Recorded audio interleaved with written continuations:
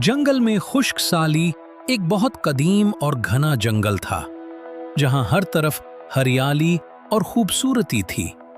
इसी जंगल में एक बूढ़ा और अक्लमंद अलू रहता था। वो ज्यादातर खामोश रहता, मगर सबकी बातें गौर से सुनता था। जंगल के तमाम जानवर उसकी अक्ल और समझदारी की कदर करते थे। एक साल अचानक शदीद गर्मी पड़ी। सूरज आग बरसा रहा था। आहिस्ता आहिस्ता जंगल के नदी नाले खुश्क होने लगे।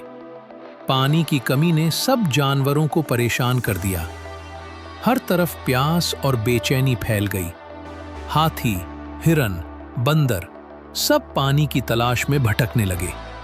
आखिरकार सब जानवर इकट्ठे होकर उल्लू के पास पहुंचे। उन्होंने कहा, हमें कोई हल बताओ, हम सब प्यासे हैं। उल्लू ने आंखें बंद की और गहरी सोच में डूब गया। कुछ देर बाद उसने कहा, अगर हम सब मिलकर कोशिश करें तो मसला हल हो सकता है। उसने सबको एक पुराना खुश्क कुआं दिखाया। हमें उसे दोबारा खोदना होगा, उल्लू ने कहा। सब जानवर मिलकर काम करने लगे। कोई मिट्टी हटाता, कोई पत्थर निकालता।